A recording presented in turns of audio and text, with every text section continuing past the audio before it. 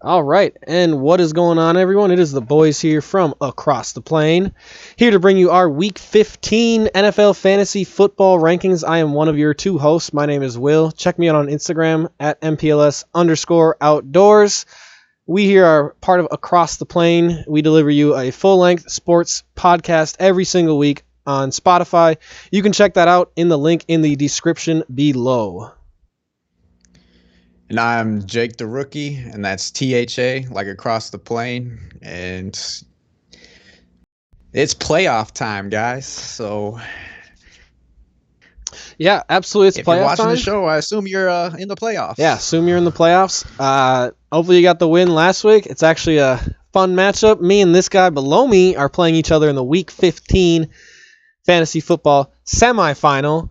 So that should be fun. It's just an awesome week. Should be a good one. We are just over an hour out from Thursday night's kickoff of the Chargers and Raiders playing. Looks like Keenan Allen is suiting up to play. I know there was some questions about that, but it's a really big, important week. Yeah. Very big, important week, and we got games on Thursday, games on Saturday, games on Sunday, and a Monday game. So a lot of days with football, NFL action.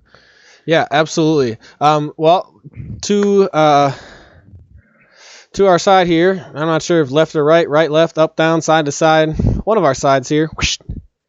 We have our what's going on? We got our I don't know. We got our quarterback rankings there. Number one going into the week, we got Aaron Rodgers. He was the number one quarterback last week. Another great matchup versus Carolina. And they're in full playoff mode. With one bye, I don't think we have to worry. With only one team getting the bye this year, I don't think we really have to worry about like star players being benched week 16 for sure. So they're going to be playing all the way out to the season's over. Honestly, I think they're going to be playing starters week 17, it looks like. With the Saints record. So, yeah, Aaron Rodgers is going to be coming in at number one. Yeah, and if you're in the playoffs still, you probably have one of these top 8 guys, I'm guessing. But I think Aaron Rodgers has the potential to have another 30-plus point week, and he's on an MVP tear and one of the best seasons we've seen from him. Yeah, absolutely. In a historic career. Aaron Rodgers coming in on number one. Number two is going to be Pat Mahomes. It's a tough matchup versus New Orleans. To be honest, this is probably the best defense he's played all season.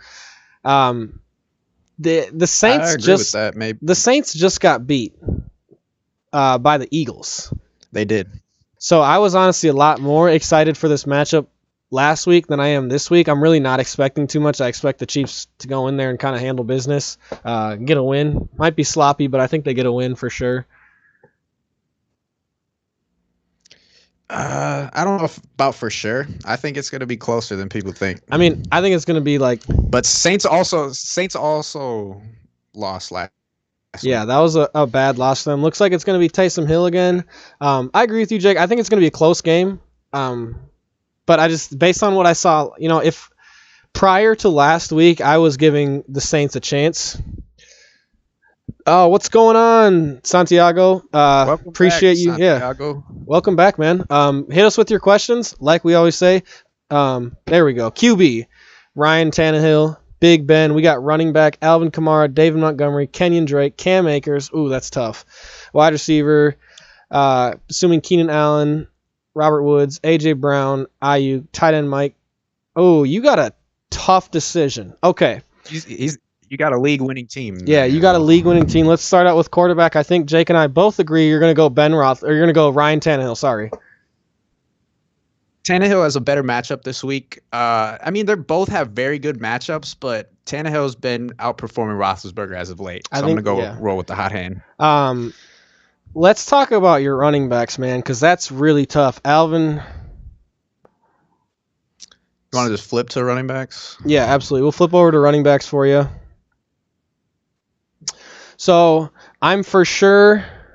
Let's start out. We're for sure starting Alvin Kamara and David Montgomery, right? Yeah, I think those are yes, and I am getting Cam Akers in as my flex. Yeah, I'm just looking at our rankings here. I apologize. It's just hard though because he has Ayuk as well, and those are both two flex options that I really like this week. I apologize, folks. Realize I did this wrong, folks. Cam Akers is our number 11 running back, right behind Aaron Jones. I apologize for that. That's who you missed. So we got Cam Akers, number 11. He is above Kenyon Drake for us. I'm going to just put in 11A for that. Okay. Yeah. So I would actually go... He performed superb last week. Yeah, Akers actually over Drake. Yeah, I like Akers. So this is what I personally would do. I would go since Keenan Allen has the hamstring injury tonight, this is what I'd go Ryan Tannehill, Alvin Kamara, David Montgomery, Cam Akers, and I'm starting Brandon Ayuk and A.J. Brown. And then it's going to be hard for me to tell you to sit Keenan Allen, even with I don't know how bad the injury is though. It was there was chance of him missing the game. I just Ian Rappaport did say that even if he does play, it could be limited. They might limit him a little bit. Okay.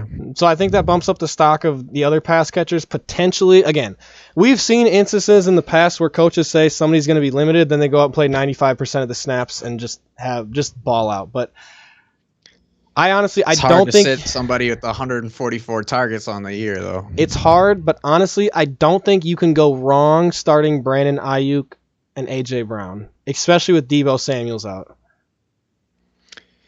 Yeah, I do like Ayuk's matchup too as well this week. I think that it's going to be a very favorable matchup against the Dallas defense that's looked better last week, but still is missing some. Yeah, they played a bad matchup last week. I mean, honestly, Brandon Ayuk. I mean, when we look at since week 7, let's look. He's in half-point PPR. He scored 14.5, 19, 16, 18, 17. So that's about as consistent as he's get. When he's been healthy, I think you got to start Brandon Ayuk, especially with Deebo Samuel's out. Yeah, I can't argue at all. I mean, I know it's really tough to sit a guy like Keenan Allen, but I'm really high on Cam Akers. I'm really high on David Montgomery and Alvin Kamara. And A.J. Brown is A.J. Brown. He's going to be a top 10 play lock every single week. So is Keenan Allen. Yeah, but we don't like a healthy, though. That's literally like Keenan Allen and Brandon Ayuk for me. I honestly don't think you're going to lose. Like, you might not lose anything if you switch from Keenan Allen to Brandon Ayuk. Keenan Allen could go out and have a good game tonight, but I'm more confident that Brandon Ayuk is going to be healthy and play a full game and play a full workload and get you at least like 15 points in a PPR format. Yeah, so, and then at tight ends, I think I'd go Andrews. Yeah, I go Andrews. Tunyon definitely could get a touchdown, but I think Andrews is a better bet. And, yeah, great kicker. And for defense, I'm going to Rams this week against the Jets. Yeah. The Colts is a great defense too, but I think against the Jets I'd play I don't know. That's a tough one actually. I think you go with the Rams against. But yeah, you go with the Rams. They're number one. Houston, although they're depleted, they have a better offense. And I think they both, honestly, those are both great plays. I guess I would probably predict the Jets to more likely to have a turnover or have a touchdown scored against them on defense. So I think you go. Yeah, the Jets are 32nd against the defense. And Rams are a top 5 defense. Points. So. Yep. Safe play. Yeah. So I guess we're telling you to sit Allen. Yeah. I guess that's what Will is. I'm. What would you do, Jake? I'm thinking, and just because it's Thursday, I might be on board with the sitting Allen because you don't like to see stinkers. On Thursday. So I guess I haven't seen anything. All I've seen lately is that Keenan Allen is going to play, but this morning. Adam Schefter tweeted out, Chargers are concerned they won't have Keenan Allen, who, if he does play, is likely to be limited. Though that was my really only base of concern. Honestly, if you didn't have such a stacked team, I'd be telling you to start him. But honestly, A.J. Brown and Brandon Ayuk that is an awesome 1 and 2. Yeah, I agree. You're probably going to put up a lot. The only guy, honestly, out of those guys, the only one who I think might be a significant drop-off in my eyes would be Robert Woods. I don't think he's as good as any of the other guys you could play at flex. But you could convince me. And I really like David Montgomery. Yeah, you could convince me that to play any one of those guys except for Robert Woods, and I wouldn't tell you you're wrong, but that's why I go. That's my final answer. I go Kamara, Montgomery, Cam Akers. I always lean towards running backs. And then I go A.J. Brown and Ayuk. But it's really tough for you to go wrong. I don't know what's going on. Jake's just flipping all over the place here. Let's flip back to the quarterbacks here. We'll continue down the line here. We've got Josh Allen, number 3 at Denver. Great matchup. Not a whole lot to say about that. Every single week, his upside is through the roof. You're getting hacked or something. Yeah, Jake's getting hacked. I don't know. Well, whatever, guys. Jake's getting hacked. We still got audio. Hey, Borrego Santiago, I hope you get a win this week, man. Once again, appreciate you stopping by. Appreciate you asking questions. Hope you're playing for the semifinal this week. I don't know if you caught it. Me and this guy below me are in the semifinals for our fantasy football league, so it's a fun week. But yeah, should be good. Let's go over Lamar Jackson. He had a little bit of he's had a redeeming stretch, I'll say. His Lamar Jackson's last 2 games. He's played great his last 2 games. And it's really been the rushing he's had. Thank you, Thiago. He's had over 200 yards rushing over the last 2 games. 1 interception over that period. So I like Lamar Jackson a lot. QB coming in at QB4.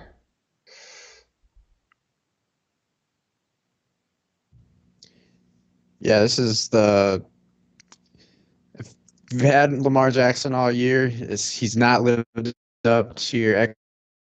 He's still. I think you're going to be pleasantly. It's going to be a good outcome for you. I expect him to have a big game against Jacksonville. Yeah. Like I said, he's if you've hung on to him, if you've like we were saying all season, the only guy that you should have picked up and been playing over him was Justin Herbert. If you did that, great. It looks like you're switching back to Lamar Jackson. And now I think you're back with It's Lamar. a great matchup versus Jacksonville. Exactly. I traded Lamar Jackson. I wish I had him this week. I'd rather play Jackson than Herbert this week. So yeah, I think Next we got Russell Wilson. And he hasn't been as good as of late. I mean, just from the beginning of the season. I mean, from the first 8 games, he's averaging like over 25 a game, and I mean, since after week 8, this was his highest scoring game at 22.14 points against the Jets. So I think we got to temper expectations for Russell Wilson. Obviously, you're not sitting him. It's just normally he's like 2 or 3, and now he's like probably down to like 5 or 6 or 7, I think.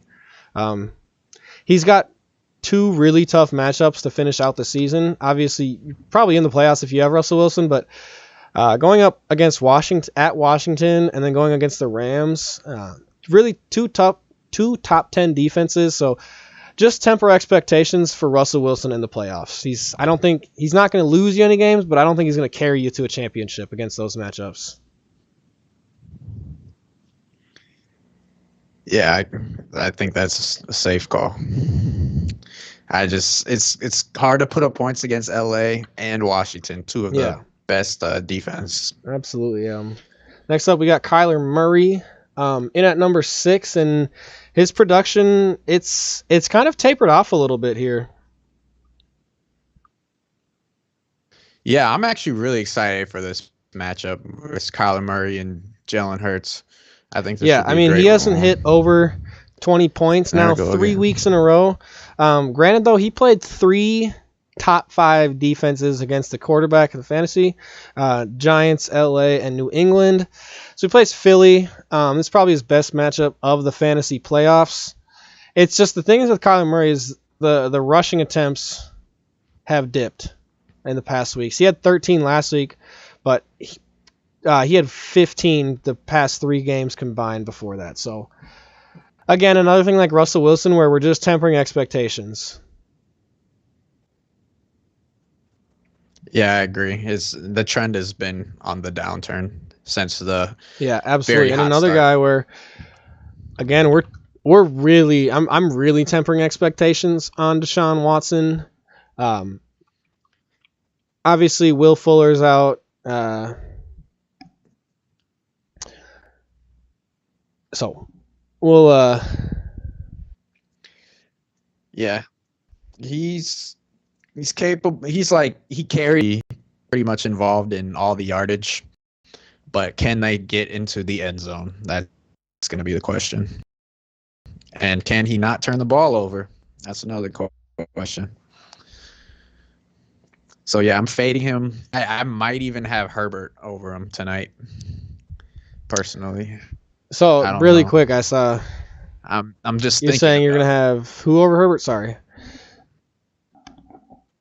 I think I might put Herbert over Watson. Yeah, I might fade. I think I could agree with you there. Really quick, TMZ 3 hours ago is posting pictures of Deshaun Watson breaking NFL's COVID protocol, gathering with 6 players. They're only it can't be more than 3. And they were all seen gathering without wearing masks. So we'll see if there's any penalties or anything like that.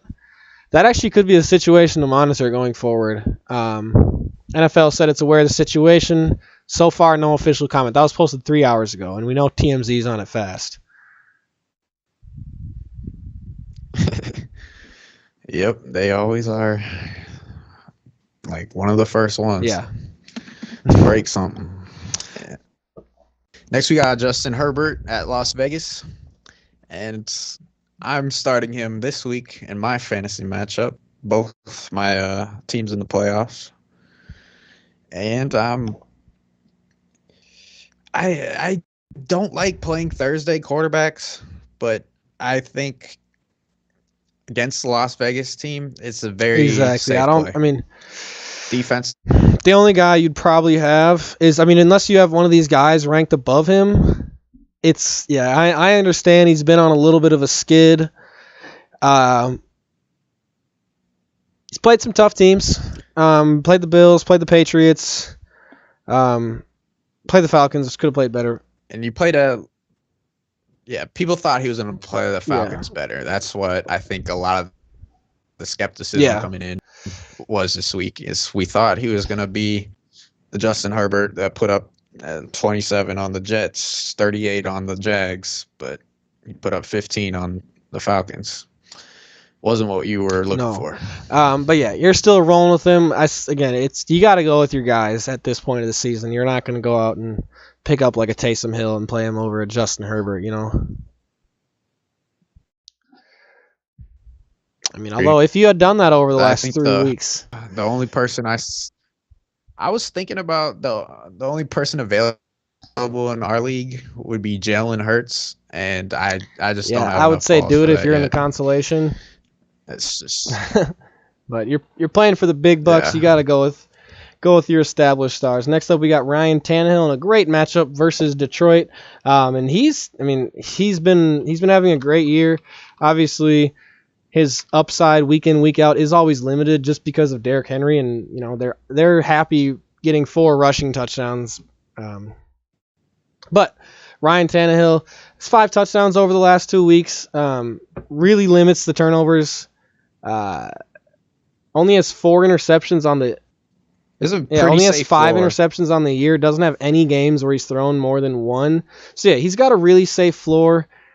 He's got some rushing upside. He's got 2 touchdowns on the year, so that can always happen. But it's against Detroit. Expect them to play well. It's just he might not score a lot playing well.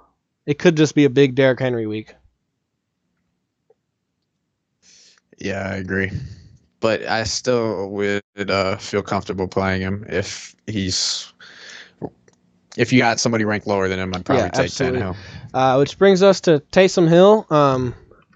Had a little bit of a stumble last week, but honestly, fantasy-wise, he's been really what you want. I mean, you picked him up off waivers, and he's been pretty solid. I mean, he's had 2 touchdowns every single week, whether it's by air or by ground. He's got 2 touchdowns every single week.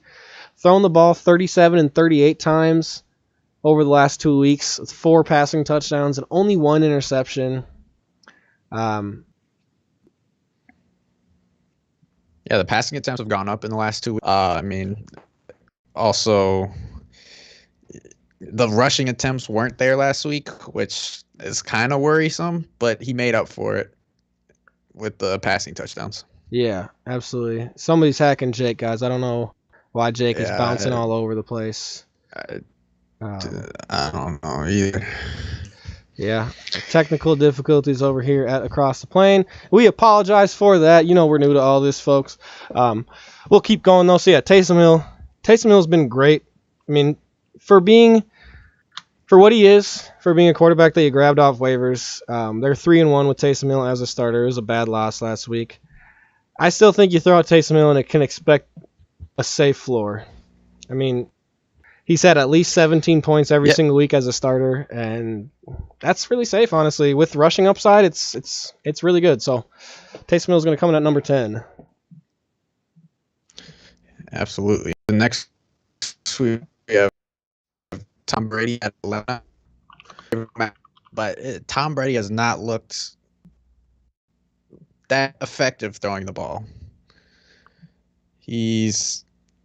Or at least deep. You're gonna get a lot of dip and dunks, and you're hoping that he throws more than 23 passes. Yeah, like he did last week. Though I was saying pre-show, like I think the Bucks the Buccaneers would really be content getting a win like they did last week. I mean, if they can beat a team by, more than one possession, play good defense, limit, Tom Brady doesn't need to be throwing for over 300 yards, doesn't need to have those deep balls. I think that's what they want. One thing I say, though, is Ronald Jones is not going to be playing this week, and Leonard Fournette has not been He was a healthy scratch last week. impressive. Yeah, it wasn't impressive for me when he has been playing, and Atlanta has been very tough against the run. So Tom Brady could have in for more respect to win. Which brings us Ben Roethlisberger, number 12. I not really a whole lot to say. You know what you're getting with Ben. Obviously, there's a safe floor with multi-touchdowns. They throw the ball a lot. It's a good matchup. Just don't expect a whole lot from Ben Roethlisberger. You can expect him to be around QB 11. That's what I think. Yeah. I mean, I think he's a get you multiple touchdowns. You just he hasn't broke 20 since he played Cincinnati earlier this year. 20 points. Yeah. He played Cincinnati for that. Yeah, playing him. He's got to limit the interceptions. He's had 5 now in the last 4 games. Got to cut that back. But Ben Roethlisberger, always a solid play if you don't have one of these top 10 guys. I think abandoning the running game might hurt his fantasy performance. Yeah. Totally. I mean, it hurts the Steelers. Yeah. So I hope they go back to that for their sakes.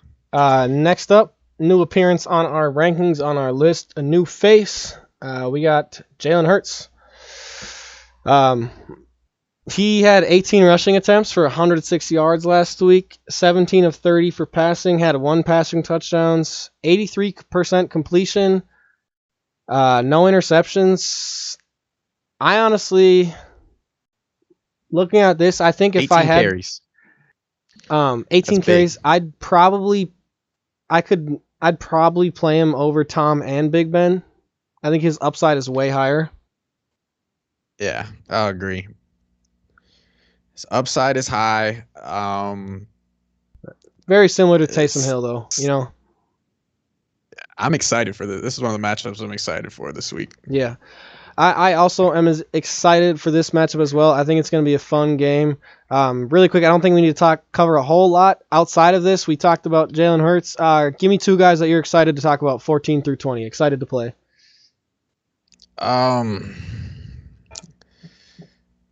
Not Kirk Cousins or Trubisky. I'll say that. I'd probably go.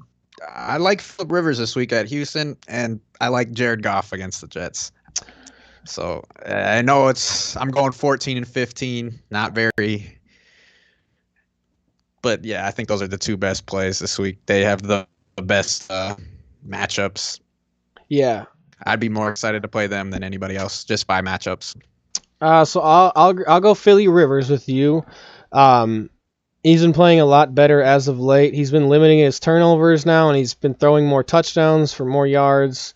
And pretty much all his stats have gotten better over the last month of football, which has been great to see. I mean, for the first 10 weeks, he had 2 games with multiple touchdowns. Now he's had games with multiple touchdowns 4 weeks in a row. So that's big for him.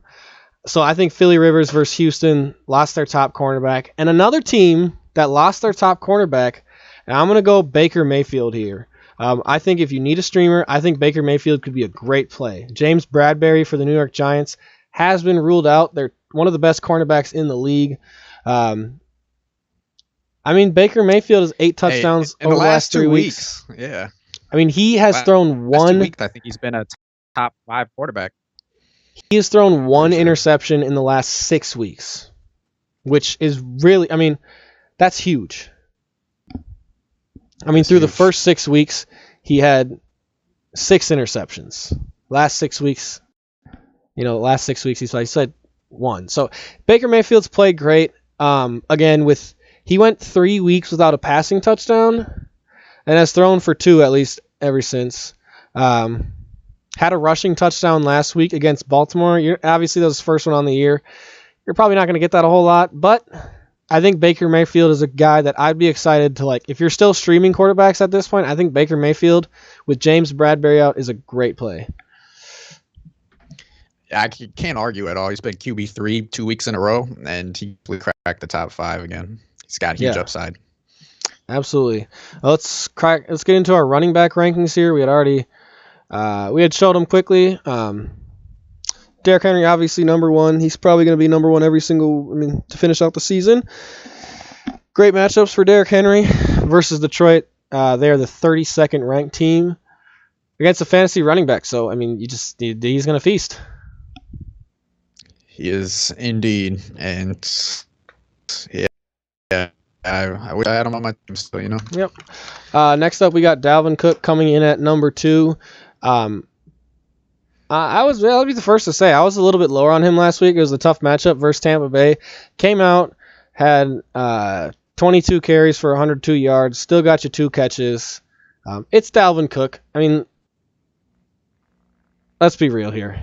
He's the volume he gets, the passing work he gets. There's really not a player that has the passing and rushing upside as Dalvin Cook week in, week out. No, the Vikings are dependent on him to even be close in a game. So the incredible amount of volume he's going to get is just, it's just, you can't argue anybody is better than him. You could even argue he's number 1. Because he can go out and get you 5 or 6 catches in a game and take screen. The Vikings we run a lot of screen plays for him. That's crucial, and he's time they played Chicago. Yeah, and had 4 catches. Added on 4 catches as well.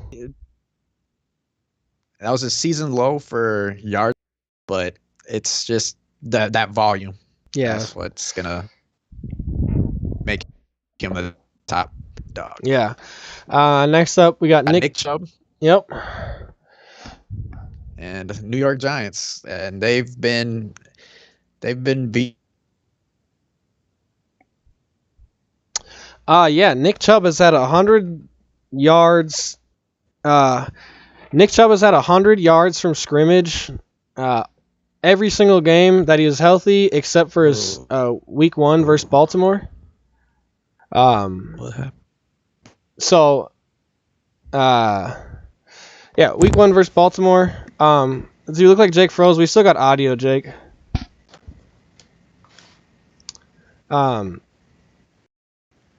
So we got, let's see, Nick Chubb coming in at number 3. Alvin Kamara comes in at number 4.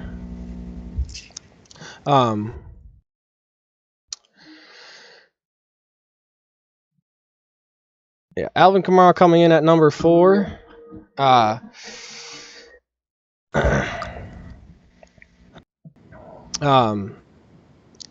We were pleasantly surprised last week by Alvin Kamara. He had the thing we were worried about with Alvin Kamara. Jake has bad internet connection, guys. We got to let you know now.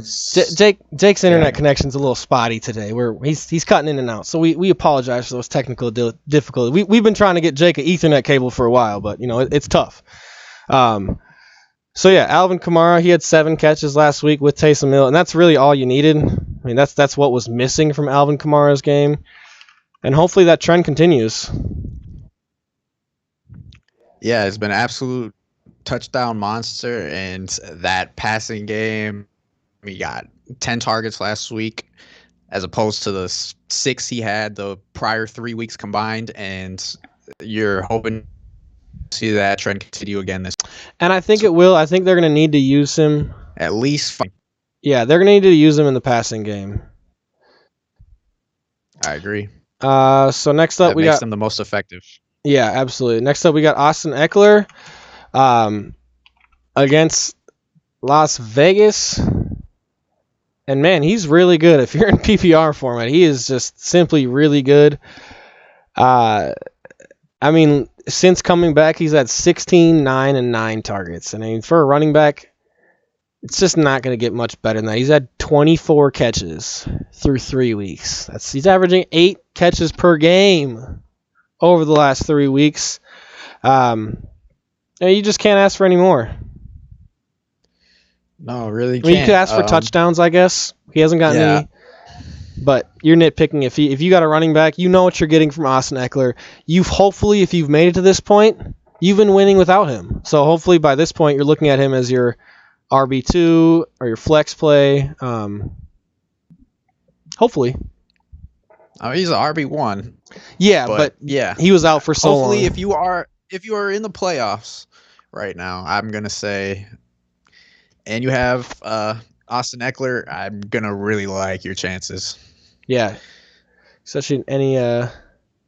What do y'all think about my opponent's team? Patrick Mahomes, Chris. I'm guessing you meant Chase Edmonds there. Guessing you meant Chase Edmonds, Clyde Edwards-Helaire, Devontae Adams, Justin Jefferson, Robbie Anderson. Dude, your opponent does not have a chance. Not a chance. Unless Mahomes scores 50. He needs to. Okay, let me say this. Two of those touchdown passes are to Edwards-Helaire. That's the only he needs to get from Justin Jefferson, Devontae Adams, and Mahomes. He needs to legit have like 80 points out of those three if he wants a chance to win versus your team, dude. I don't think that team has a chance, to be honest. You're just weak at quarterback, but your whole team is so much better. It's always better to not draft Patrick Mahomes, I always say in fantasy football. I agree. Quarterbacks are it's interchangeable and matchup based a lot of times, and the drop off between Mahomes is top tier, but the tiers of your running backs, I like all of your running backs better than his two starting right now. Yeah, I mean I like Devontae Adams, but other than that, you got AJ Brown, you got Keenan Allen, you got Brandon Ayuk. You should. I like your team better.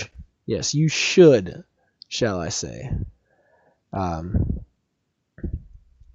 Yeah, it's just when you take Mahomes, you're going to have to get him in the second or third round. You look at the next guys, he scored 3 more points on the season than Kyler Murray. He scored 13 more points on the season than Aaron Rodgers. That's not a big difference, but the players that you can draft Josh Allen, over 300 points. That was a late round pick, so I'm never a big fan. You'll see our draft guide next year is going to say, don't draft the quarterback until the 6th round, at least.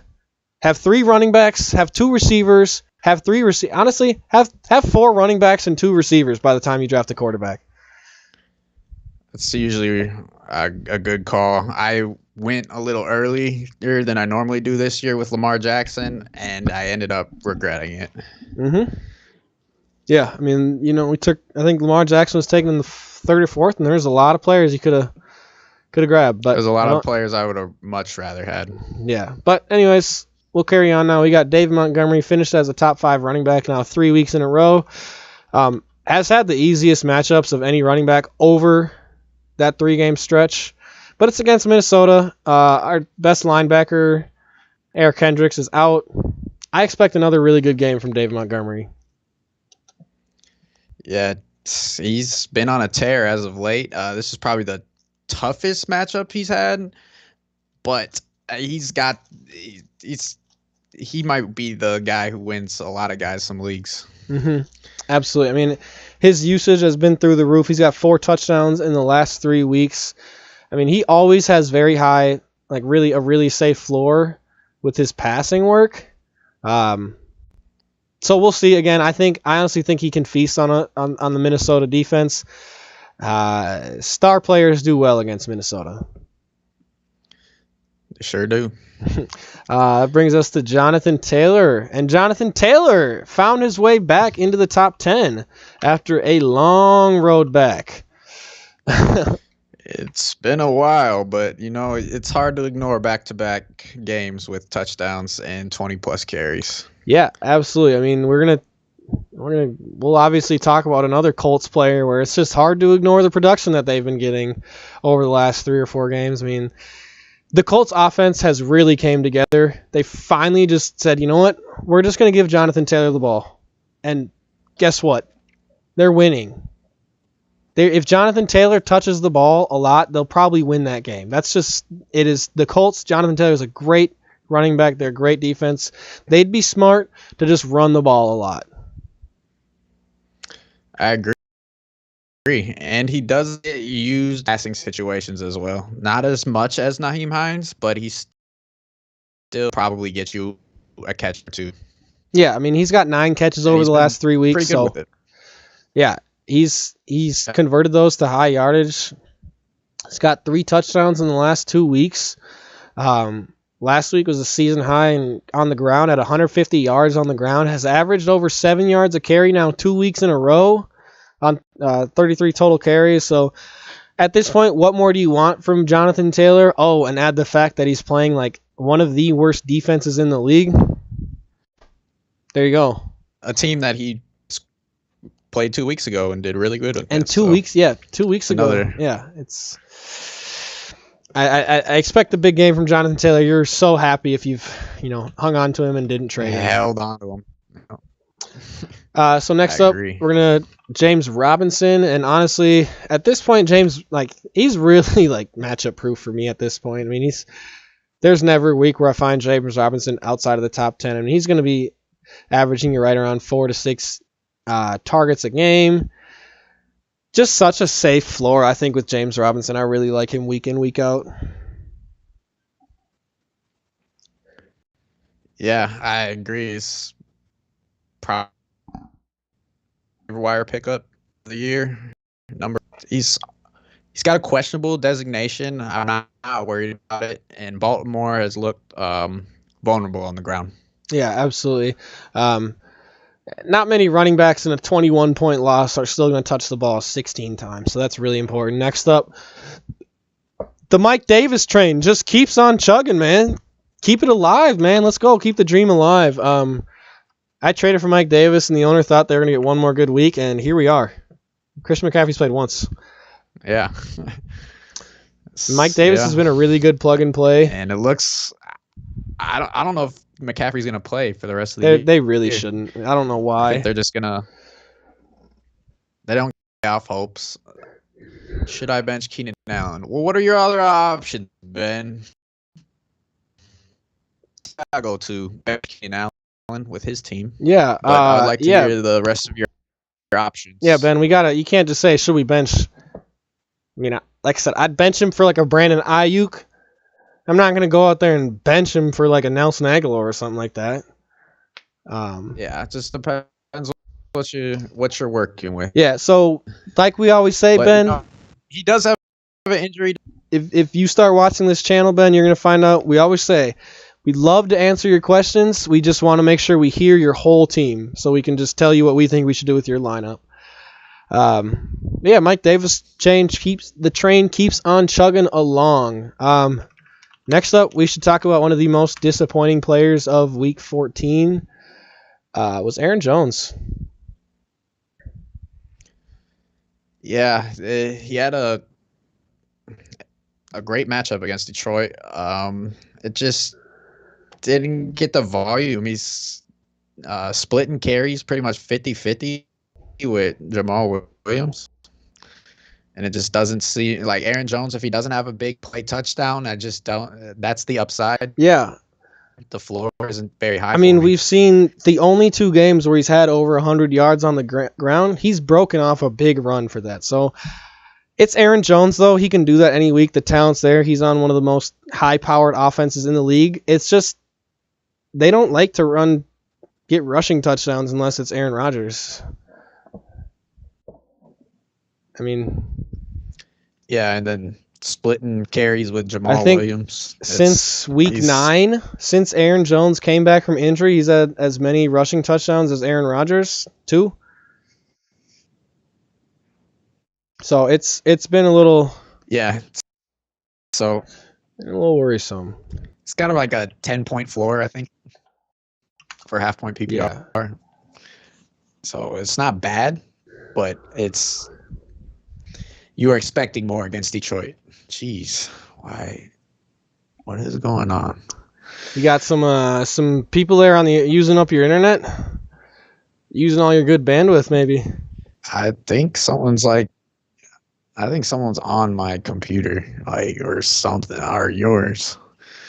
I just don't know why I keep switching sizes and stuff. That doesn't make sense to me. You're But being maybe you're right. hacked. I don't know. I'm going to blame it on connection issues because every time you lag, it swaps sizes. So, anyways, we got to keep going, though. We got Cam Akers next up. We got him at number 11. He's had 20 carries back-to-back. He had 29 carries last week, 170 yards on the ground. He's been, honestly, I think he can be that league winner type of running back. You played him last week. You were healthy. We had him inside of our top 20 last week. Got him even higher this week. It's against the Jets, and I think this is the guy that can go out and win you your fantasy championships over these next couple weeks. He plays the Jets, plays Seattle. I expect 15. I expect 15 plus fantasy points for weeks 14, 15, 16 out of him. Obviously, he already did that weeks 14, but I think he's going to be one of those guys where he's league-winning flex play right there. Let's see. If you might have got him off waivers, or you might have held on to him the whole year. Congrats, but it's been a great play the last absolutely. couple weeks.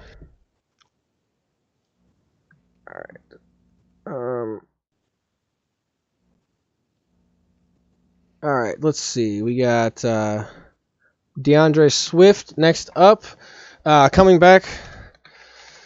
And this is the Lions are really annoying. That's really what it is. They don't use free DeAndre Swift. He got 7 carries last week. First game back got a lot less carries than Adrian Peterson, which is just like, why? Why, Detroit? Why do you continually give Adrian Peterson more rushes than DeAndre Swift? They're an obnoxious team. But he's got a lot of passing upside. The talent, he's going to get you like 5 targets a game. The talent alone, I think, keeps you in that discussion. So, you got DeAndre Swift, who's actually number 12. Next up, we got Miles Sanders. And if you're a Miles Sanders owner, I'm going to be honest, man. There were probably a lot of Miles Sanders owners who benched Miles Sanders last week and who were just punching the air last week. 14 carries, 115 yards, 2 touchdowns. In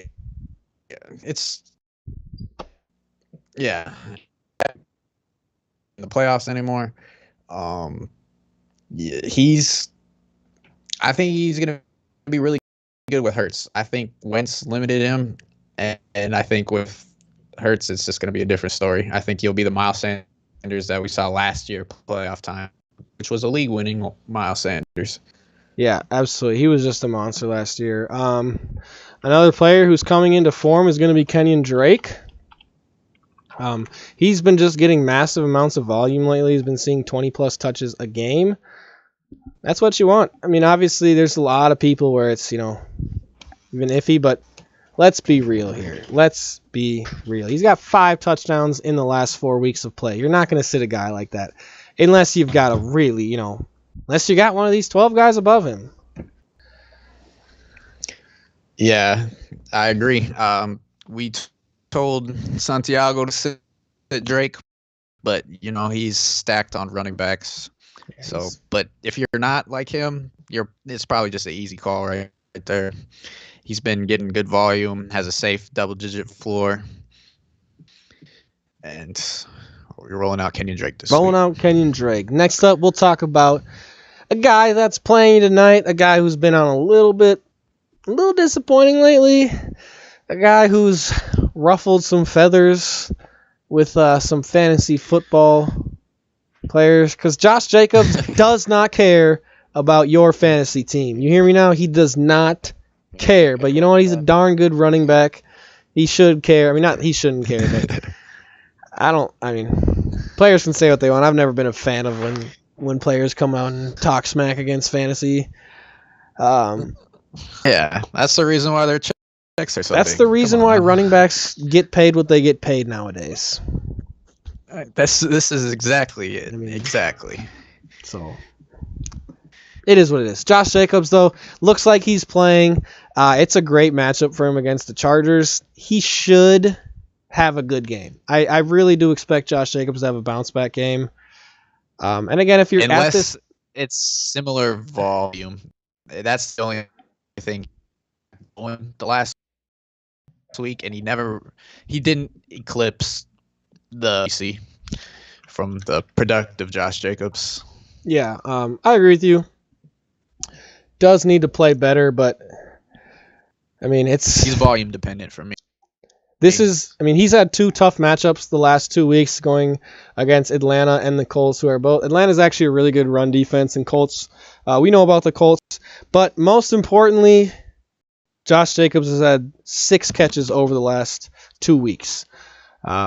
Which, if you can get 3 catches a week out of Josh Jacobs plus some good volume, you're going to be a happy Josh Jacobs owner. So next up, it's going to bring us to Wayne Gallman, a player who's been on a tear. Yeah, he had a little bit of a down game last week. Had 12 for 57, 3 catches for 16 yards, no touchdowns. First, Alfred Morris got the vulture touchdown. yeah, he got the vulture touchdown. I'm not worried about it, man. The guy went out and had 135 yards rushing before. It's got a lot. I mean, I'm still rolling with Wayne Gallman. Yeah, I think play. Yeah, he's a safe bet for 15 plus touches. Next up is J.K. Dobbins.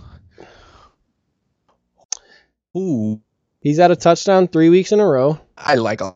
So, yeah, he's had 3 touchdowns in a row. He's had double-digit carries now 5 out of his last 6 weeks. Free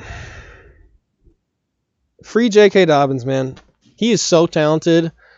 He always breaks off big gains. I really like J.K. Dobbins this week. I like him a lot. I think he's a great flex play. It's versus Jacksonville. I expect a lot of chunk yardage plays. He's been getting the touchdowns. Hasn't had a catch for the last 2 weeks, which you would like to see. But again, it's a flex play. I think he can get you at least like 13 I like points where we got him week. ranked. Yeah. I'd start him over Zeke. I'd start him over Kareem Hunt.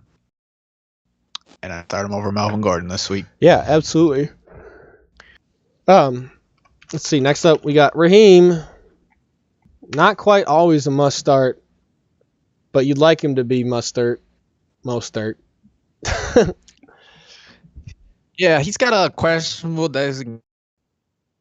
I think get a lot of similar volume this week, and that's probably taken away from his value. Yeah, I mean he got 2 catches last week, which is nice, but again, he's very talented, but it's just it's about he gets a lot of big plays, so we'll see. He did have the 1 short yardage touchdown though, week 12, so it's a great matchup versus Dallas. So I think he can have a good game.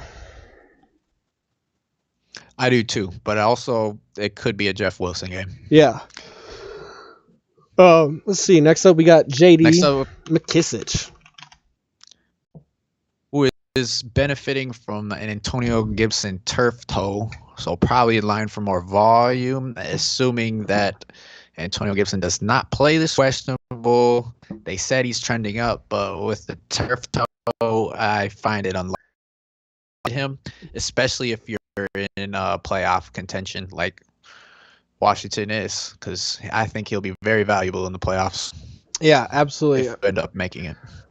So yeah, JD McKissic. Last week we wanted to see more passing. He only had 2 catches for 18 yards. The week before he had 10 catches. We'd like to see the targets bump up, but again, if he's getting double-digit carries, he's efficient when he gets a lot of carries. I think some of the passing decrease was due to Dwayne Haskins playing. Yeah. Alex Smith loves checking down to him. Haskins not as savvy with that. But Yes, you would like to see more catches because he is PPR monster. Yeah, absolutely. Next up, Kareem Hunt, and he had a great game last week. I mean, Yeah, he did. he played great. Kind of tie the game. Yeah, he got 2 touchdowns last week. Tough loss to the Browns, or not to the Browns, the Ravens. So, Yeah, got you 2 touchdowns, had 77 yards on the ground. Pump the brakes. Let's temper expectations. Let's remember it happened the week before. He had 6 carries last week, got 6 catches, but he had 4 catches through the previous 3 weeks. So I'm not going to go ahead and bump Kareem Hunt back up to a top 15 play. I like where he's at on the back end of. He's a low end RB2 for me. I agree. Next up, Ezekiel Elliott. And this is one of those guys where if he's on your team, I'm kind of doubting you're in the playoffs, to be honest. Yeah. But you know what? If you are, if you got one of these, you might have to bench him. If you got guys ranked high, that's probably in the playoffs. Is if you got like a Mike Davis or a David Montgomery, Jonathan Taylor type team. Yeah, I mean, hopefully you're able to go out and get Cam Akers if you had a Zeke. I mean, hopefully if you had Zeke, you were smart and you picked up every running back every time they had a pulse, and that means you would have ended up with one of these good Wayne Gallman, Mike Davis, Cam Akers, Jonathan, one of those guys. But yeah, Zeke, I mean, Zeke's a monster, but he's just not the same Zeke as old. Doesn't have an offensive line. They're just going to stack the box against Zeke. Tough matchup against San Fran. I'm really trying not to start Zeke. I agree. And I think if you are starting Zeke, you're probably in the constellation. That's just my guess. Wah, wah, wah. All right. That's going to be tough year for Zeke. Yep. And that's going to wrap it up for the top 20. Any guys you're really give me 3 guys you're excited for? Yes, 3 guys I'm excited about. Let's see. Let me break this down. 20 through 30, 21 through 30. Let me say this. I'm tempering expectations on Leonard Fournette. I like Melvin Gordon this week. And I like Gus Edwards this week. I think Gus Edwards could get you some touchdowns. They've run the ball a lot in Baltimore and expect a lot of that. So, yeah, I like Gus Edwards. Those are my 2 guys in the top 20. Outside from 30 to 40, I like Peyton Barber. I think he gets you double-digit carries this week. And so we got in ESPN, Lynn Bowden, in certain formats they let you play Lynn Bowden as a running back. We don't have Matt Breida. Matt Breida was just activated off COVID list. I don't like the Miami pass catchers. I actually like Lynn Bowden though. He had 7 catches last week. Kind of a DIY guy. I think he could be a sneaky flex play. All right. For me, I'm gonna agree with the 2. I like Melvin Gordon this week. Buffalo's been given lots of yards on the ground, and Melvin Gordon is good for it. And I don't want to copy you and say Gus Edwards, but I do really like Gus. I'm gonna go with I'm going to give you Jeff Wilson. Mm-hmm. I think Jeff Wilson is in for a good game against Dallas. I especially if they're able to get a lead. Yeah, I mean, I think they will be able to. He's been a nice player. He had a touchdown last week. He's had this is 3 out of his last 4 games played. He's got double-digit carries. He had the big game of 3 touchdowns and 100 yards, so it's always up there. I actually like that a lot. I like that. I like Jeff Wilson. I'd be looking to play him over a guy like David Johnson, a Leonard Fournette even. Yeah, I agree. I have him ranked, I think, one Fournette, but I Yeah, think I they're probably have Leonard pretty. Fournette too high. I'm looking at that right now. He's going to be bumped down. And I think I I don't know. I'm gonna have to say just I think it could be a Latavius Murray game. Hmm. I really do. I'm an Alvin Kamara owner, and I don't want it to be a Latavius Murray game. But I think that Kansas City has been vulnerable to those type of running backs, and he could be in for some points this week. Yeah, I agree with you. Let's get into the wide receiver rankings. Number one, number two, Tyreek Hill, Devontae Adams. We don't need to say anything about those guys. You're starting them. The upside's through the roof. The floor is just so safe with those guys. So that brings us to Stephon Diggs, number three, versus Denver. Leads the league in targets, receptions, and yards, I believe. Had a monster game, monster game last week, and I think he could be in line for another kind of game like that this week. I mean, Josh Allen is really looking for him. He's the number one option. He's not complaining about getting the ball like he was last year, and he's doing amazing He's had things 10 this catches, year. 3 out of the last 10 or more catches, 3 out of the last 4 weeks. So just incredible. Must start. Yeah. See, in 2 games versus the Broncos, he's averaging 104 yards, but obviously he's just a great receiver.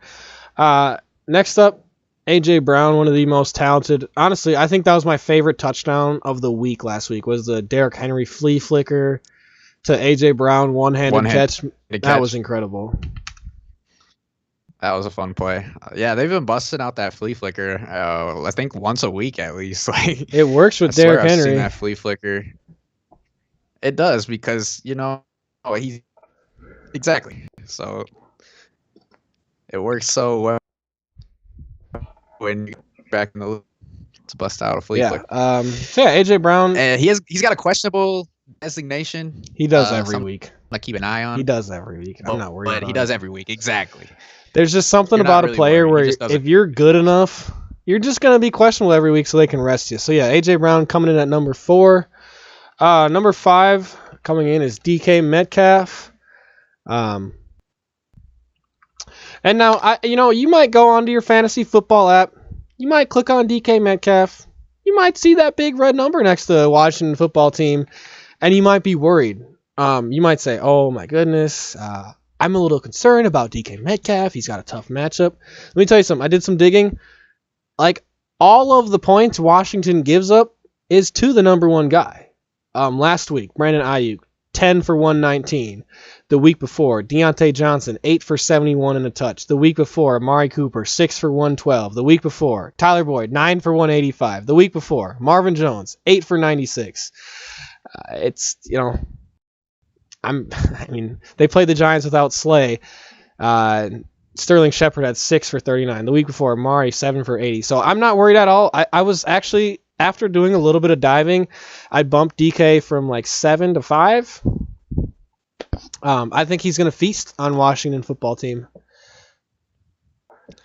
Yeah, that's where I got him at 5 as well. And yeah, he's been a monster. He's physically one of the most unguardable receivers, and I don't know what you call it in football, but yeah, he can't guard me.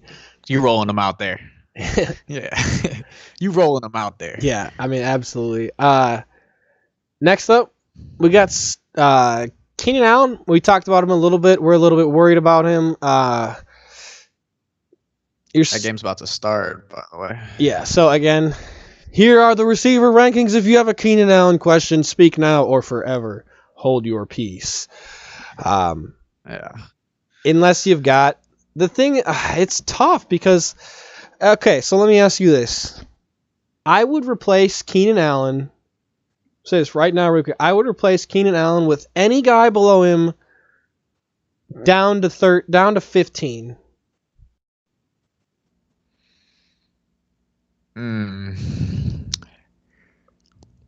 I wouldn't be mad about it. It's just Keenan Allen. Yeah, you're I probably starting him. He got you this far. It's yeah. gonna be real hard to sit him, but you know what? He definitely could end up around. Yeah, I'm not gonna argue with that. Very It's just heavy. one of those things like when something like this comes up, I always tell the owner, like, you know what, I can give you my advice. I'll tell you what I do, but at the end of the day, it comes down to your personal level of worry for Keenan Allen. Because if you think Keenan Allen is going to go out and be even 80% healthy, he's obviously a WR1. Me personally, I think he might be a little bit more of a decoy. Now, has that been wrong in the past when they throw out a receiver and they have a monster game? Absolutely. I'm just telling you, week 15, playoffs on the line, I'd be looking for just maybe a safer play, but it's a short list of guys. It's a very short list of guys, I'll say that. Yeah, I agree. Like, he had 9 catches, 100 yards, and a touchdown last time they played Las Vegas. So, but when Keenan Allen is playing, he's really good. You're just worried about snap count with the injury. Yeah, absolutely. So that's going to bring us to Allen Robinson, number 7. He's a lot better with Mitchell Trubisky under center, and that's simply what it is. He just looks his way a lot more. Playing Minnesota, a depleted defense, a defense that gets. I mean, as a Minnesota fan, I'll tell you, we get burned every single week.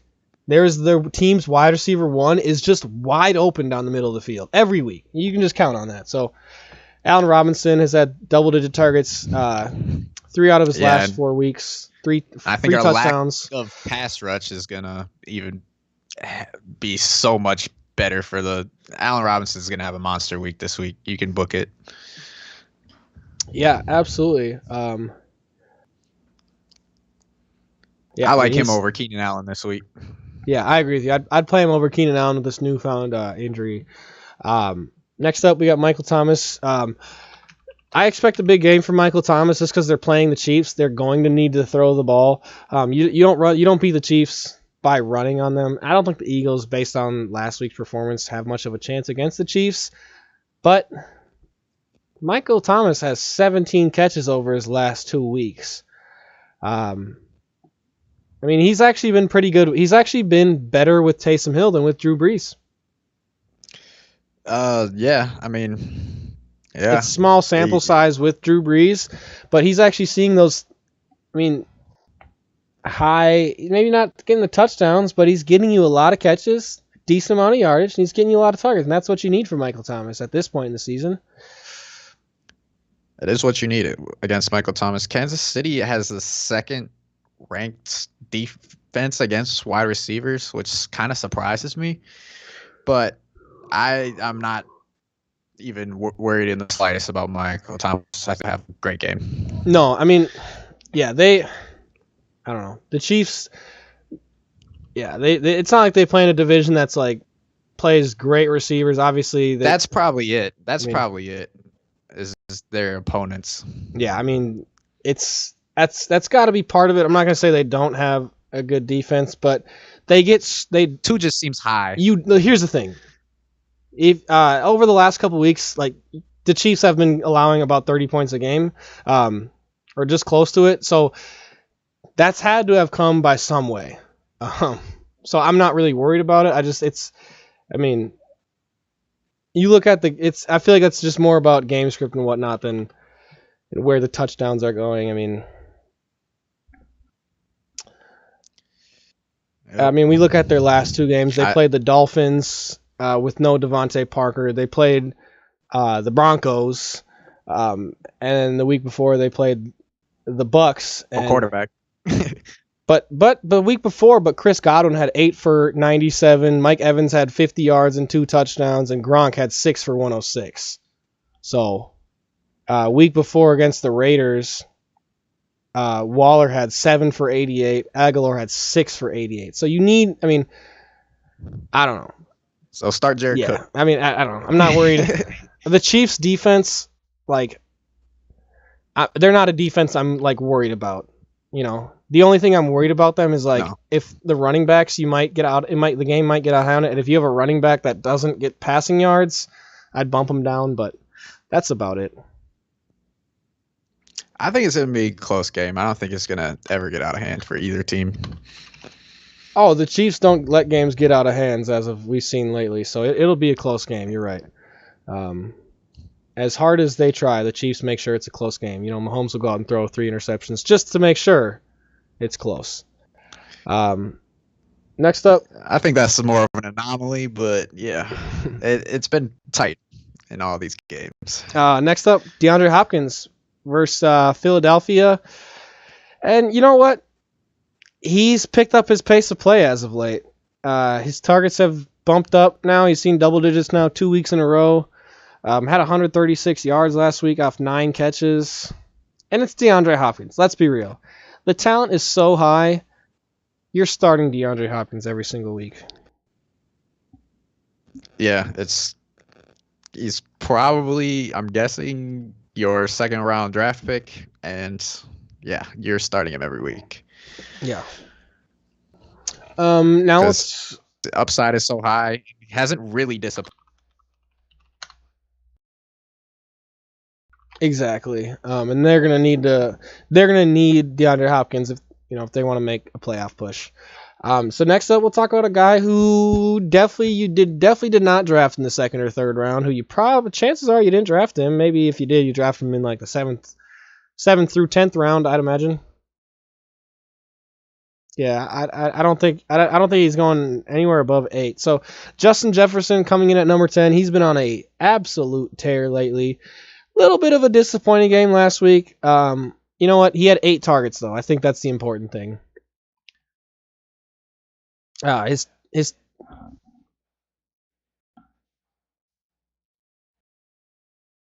Yep, 8 catches. Not season high in anything actually, but got close. He had 8 for 135. Season high in catches is 9. Season high in targets is 11, and 166 is his. Atlanta, he hit all of his season highs. Or actually, no. 2 weeks ago, actually, no. Sorry. Weeks 12 and 13 were his highest target totals. So that's actually good to see that his targets have been getting bumped up. It's really good to see. Yep.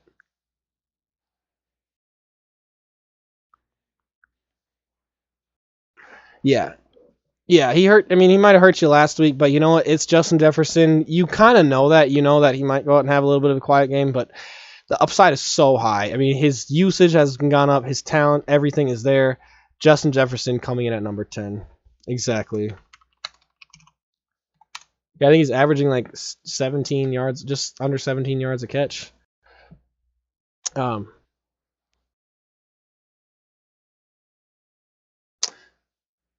Yeah. So next up, Calvin Ridley, and honestly, Calvin Ridley has played great the last 4 games. Back-to-back games of double-digit targets. 2 weeks prior, he had 9 targets each week. So over the last 4 weeks, he's averaging right around 10 targets a game. Has had at least 90 yards or a touchdown in every single one of those games. And they're going to use him. I mean, he's just simply a better fantasy wide receiver than Julio Jones. He's got one of the safest floors in fantasy football game, only having 1 game with single-digit points. And besides that, he's in half-point PPR has gotten you over 10 points every week. So it's safer than some of these guys above him who've put up more single-digit points than him. Yeah, absolutely. I totally agree with you there. Yeah, it's just you don't know what you're going to get out of Julio. Is he going to kind of take it away? So yeah. Next up, number 12, another Vikings wide receiver that disappointed.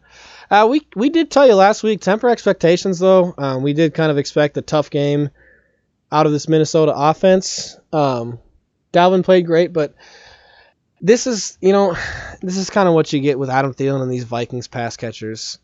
It really is. I mean, if he gets red zone work, and I think that's what you're hoping for. He's very touchdown dependent.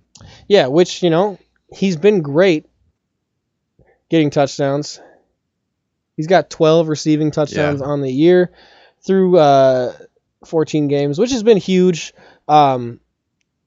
he has more games with a touchdown than he doesn't. So you're rolling out Adam Thielen, you're starting him again. We always like to say, at this point of the season, man, Adam Thielen has gotten you there. I know he had a dud last week. I know it's another tough matchup versus the Bears. But he had 2 touchdowns the first week against the Bears. And that was actually a game where everyone was sitting Adam Thielen because he had 2 poor games going into that, and then he went out and snapped off. So you can't at this point, you can't sit Adam Thielen, I think, unless, like I said, the only guy, honestly, the guy who I'm most high on outside of the top 10 is definitely Brandon Ayuk. I think Brandon Ayuk is a must start if he's on your team. Great matchup. I mean, he's been about as good as you can get since week 7. He's played 5 games since week 7. He's got you at least 14 fantasy points in every single one of those weeks. So, yeah, Brandon Ayuk, man, it's been awesome. He's got you 16 targets last week. 2 weeks ago, he had 14 targets. Absolute monster. They run a lot of creative plays for him. And they played Dallas. Yeah, which is a defense giving up a lot of points to the wide receiver. Yeah. Next up, we got Chris Godwin, who had a very, very, very, very disappointing game last week. Only 2 catches, 25 yards. But Tom Brady was a little bit of a weird game. Scotty Miller caught the big touchdown. Tom Brady only had 2 touchdowns. And then they didn't throw the ball very much. They didn't throw the ball a whole lot. They didn't need to. I think we see better things out of, it's against Atlanta. It's a divisional game. I think they put up points. And I think usually we've seen, prior to last week, Chris Godwin being the favorite target of Tom Brady, so. Yeah, I agree. I like him a lot this week. I think he's going to get back on pace and have the safe 6-7 catches at least. I agree with you. Next up, we got Deontay Drop the Ball Johnson.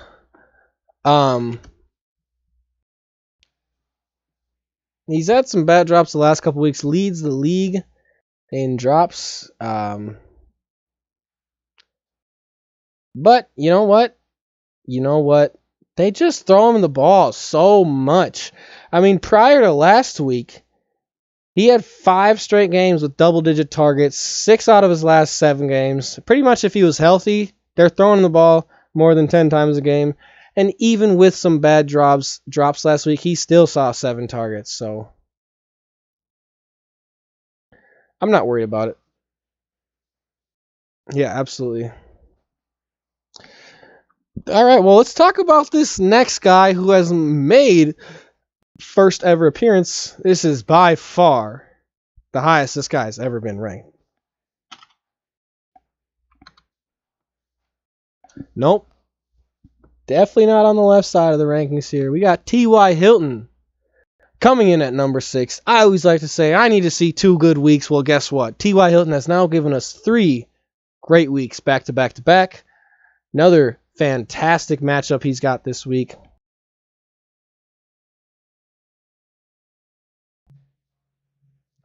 Absolutely. He's got 4 touchdowns over the last 3 weeks. He's averaging almost 100 yards a game over the last 3 weeks. I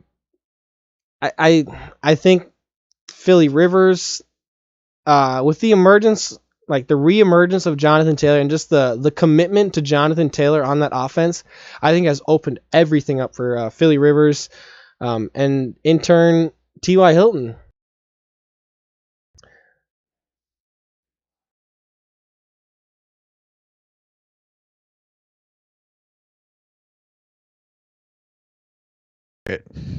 Yeah, absolutely. 4 weeks in a row has a red zone target. Through the first 11 games, there was 1 week where he had double-digit, where he was averaging over 10 yards per target. Now he's done that 3 weeks in a row, and that's really the T.Y. that we have known of past, kind of a big yardage play. But he's been getting those. They've been getting red zone looks. mean, yeah, I like I said, I got T.Y. Hilton up at 14. I love T.Y. Hilton this week. First week against Houston, week 13, he had 11 targets for 8 catches, 110 yards, and a touchdown. So, he's been awesome.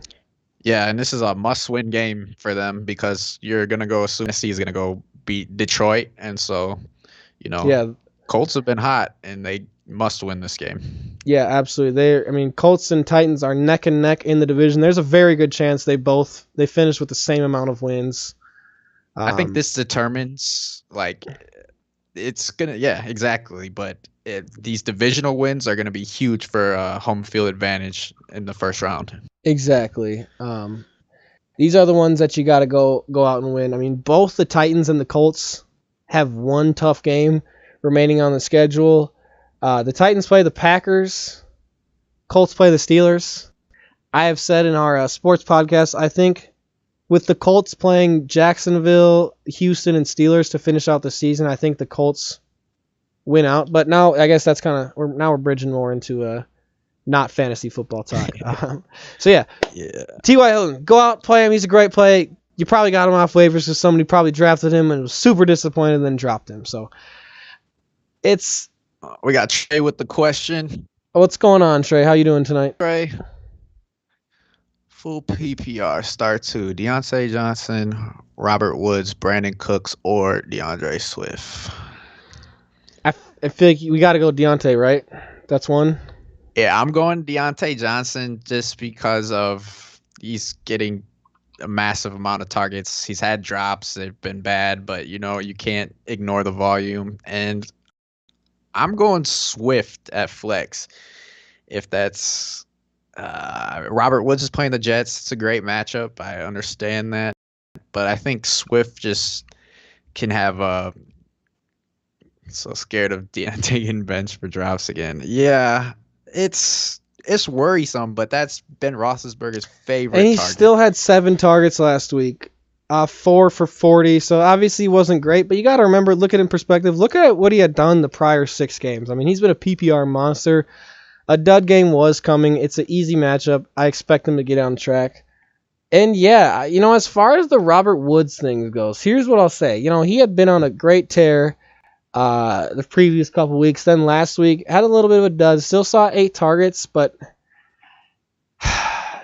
It's a great matchup for him. Jets. Okay, let me say this about the Jets and what I fear. I fear that matchup might just be too good. Like, it might be too easy for the Rams to get a win.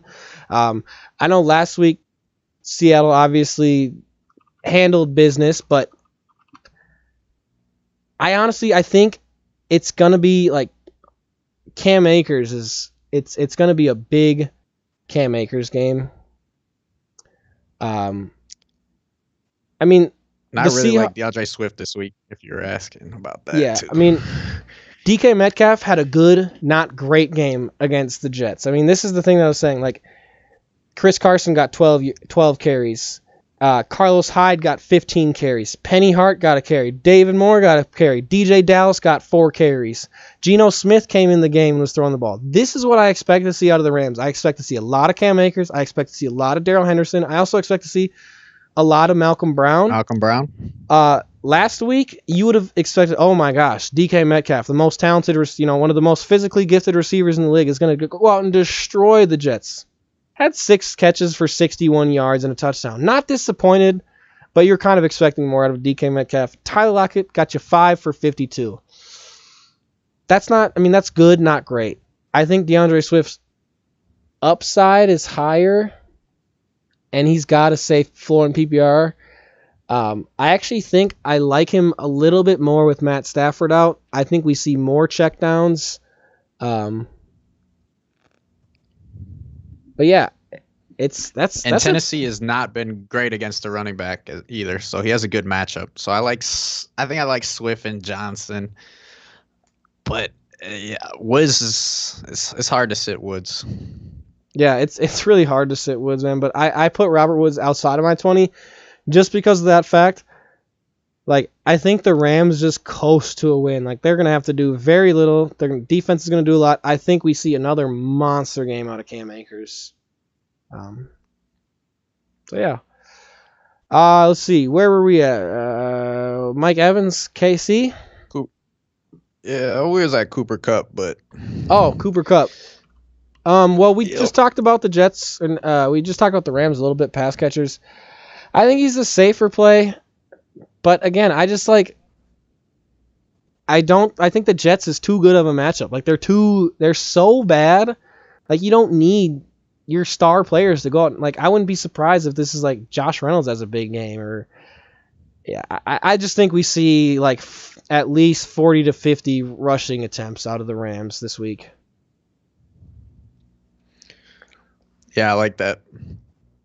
I like that call. I think it might just. I mean, we very well could see a defensive touchdown, and then they're just gonna. I mean, like, don't be surprised if we get a defensive touchdown at the end of the first quarter, and then they're like, you know what? We're not gonna play any of our guys. It's Darrell Henderson's season, or it's Malcolm Brown's season. Yeah, and Deontay Johnson's targets are just too much for me to sit him if he's playing. Yeah, I mean, that's the thing. Deontay Johnson is such a Especially PPR PPR. monster that he got benched and still got you 7 targets last week. I mean, yeah, that's the thing, man. He hasn't had less. He had 6 or more catches 5 weeks in a row. Like that's just full point PPR, man. That is just incredible. Yep, I like it a little bit better than Woods. So yeah, now we'll talk about Mike Evans. At this point, man, you know what you're getting with Mike Evans. There's high touchdown upside, not much more than that. Yeah, that's exactly it. Not much more than that. It gets used in the red zone, so you love that. But you'd like to see. There's too many weapons on that team, or it's just you can't put them super high. But you can't put him super low. Around. No, because of the touchdown upside. Exactly. 1, 2. Yeah, he's got 11 receiving touchdowns on the year. So exactly. If it wasn't for that, he wouldn't even be inside the top 30 for me because he's not converting a lot of his catches, and there's so many weapons. I mean, he's gotten you over 100 yards twice. Not anything since week 4. So, too many with Godwin, Gronk, Antonio Brown. It's just, and then Scotty Miller might catch a 48-yard touchdown. Yeah, and they're not playing KC this week. They're playing Atlanta. Yeah. But which is a better matchup than Kansas City. But I think it's gonna be. It's just hard for a guy who's not averaging that many catches for me to rank him that much higher because I'm confident that every guy above this guy probably will finish with more targets and catches, just maybe not touchdowns. So I agree. Next up, we'll talk about scary Terry McLaurin. Had been on, I mean, yeah, 2 back-to-back weeks of 2 catches. Great. Hunter Henry touchdown, just what I wanted. Psych. That's a Justin Herbert touchdown. For those of you who are concerned, I've got Hunter Henry. I'm playing Jake. He's got Josh Jacobs and Justin Herbert tonight. So, that puts a smile on my face. Got that right. I'm sure it does. 2 catches for 24 yards from Hunter Henry. You know what? I'm happy Herbert's got 7 points on the first drive. I'll say that. I just wish that touchdown didn't go to Hunter. Touchdown on the first drive. Maybe a low volume game from Josh Jacobs. Yeah, that. Don't say that. All right, we got to get back to it. You've got obviously Chargers and Raiders players locked in your lineups. Terry McLaurin has back-to-back weeks of 2 catches. Really tough matchups, though. He's played Pittsburgh, played San Fran, and he's really the only passing threat, like the legit passing threat I actually like Terry McLaurin a lot for a bounce back game this week. Yeah, he's got a great matchup against Seattle. He's giving up just tons of points. And yeah, I'm playing him this week. Yeah. I totally agree with you. I'm not too worried about it. He's had 6 targets still back-to-back week. It's against Seattle. So it's Terry McLaurin, man. He's been so good up until the last 2 weeks. It's really hard for you to not play him. Agreed. So now here's a guy. Don't expect a sinker again. Yeah. Now here, Tyler Lockett. Here's a guy where if I am in a must-win situation, I might be looking to bench Tyler Lockett this week. I think I would fade him all the way down to I think at 20, 26. I mean, 27. I agree with you, Jake. I mean, he's had 1 touchdown in the last 7 weeks. He's had 8 touchdowns on the year. 6 of those have came in 2 games. And he's had 2 games where he's had over 100 yards, and 2 games of double digits, and 2 games of all those have came in the 2 games. He's only had 2 games of multiple touchdowns, 2 games of 100 yards, 2 games of double-digit targets. Those have all came in the games where he's just exploded. So I feel you, man. If Tyler Lockett, he definitely won you those 2 games, but man, it'd be hard for a player who hasn't eclipsed 70 yards receiving 7 weeks in a row, and who only has 1 touchdown over that stretch with a tough matchup. And now, actually, back to DK Metcalf. Actually, it's the number 1 receiver does very well against Washington, and they actually do a good job of shutting down the second and third receivers. So, I mean, maybe fade Tyler Lockett.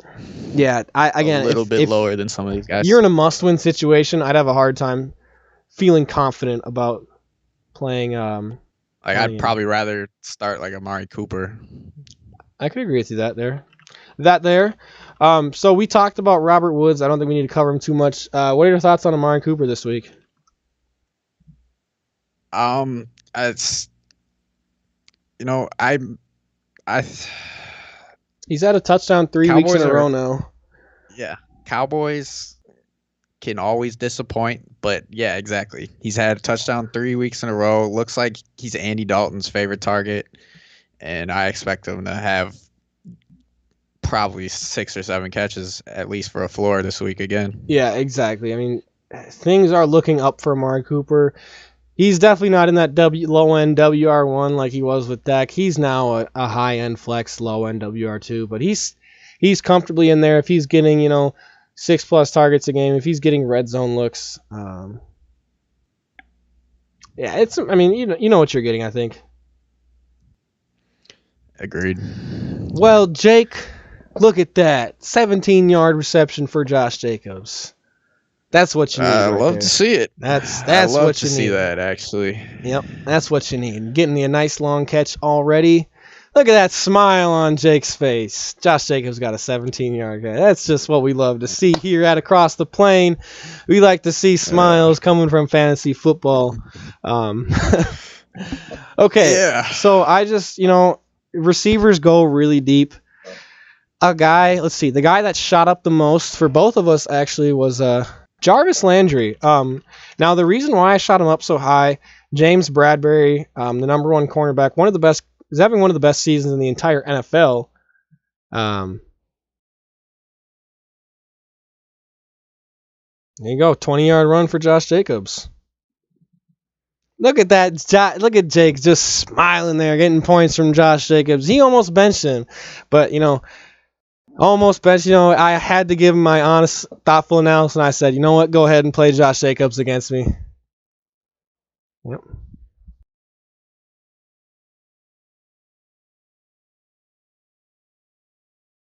Absolutely does. Look at that. Josh Jacobs just got another target. Didn't convert it, but he got a target, and he's got 2 or 3 targets already. I think we've between two.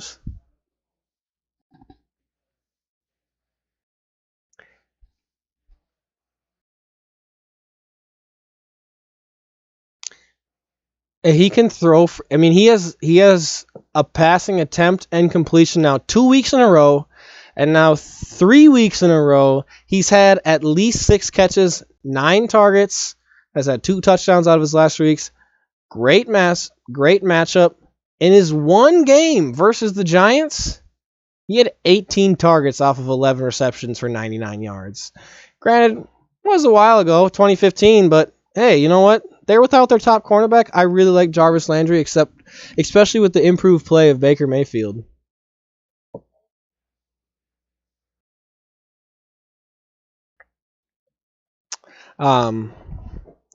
So let's see here. Do you want what? Let's see. Just throw out some names. Give me a couple guys you're excited about.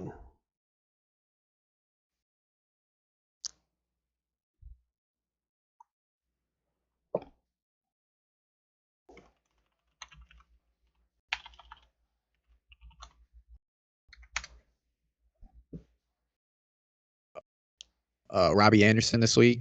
I think he gets a lot of targets this week.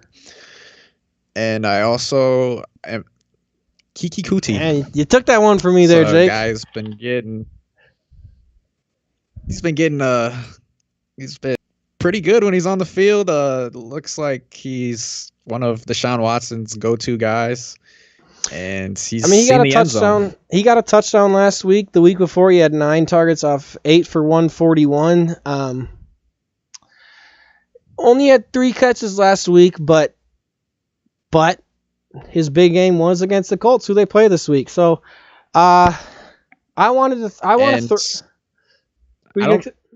is Xavier Rhodes out? I'm not sure. I can look up on that for you. I know he got injured last week. I will look on that for you. I don't know if he's out, but I think that would help him too. And it looks like Cooks might be playing as well. I don't know if that takes away anything, but I like Kuti this week. Looks like both Xavier Rhodes and Darius Leonard got hurt last week, but it was both minor and they are expected to play this week. Okay. So yeah, I still like Kuti. I agree with you, and I think with Brandon Cooks back, that could actually help him with Xavier Rhodes drawing that top corner. Who do I want to talk about? I want to talk about Curtis Samuel.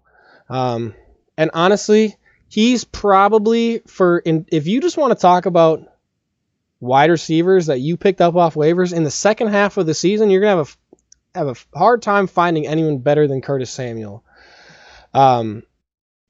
Absolutely. He's gonna get yardage. He's gonna get targets. I actually think tougher passing. He's never a player where he's not going to be involved in a big part of the offense. So he's going to get rushes.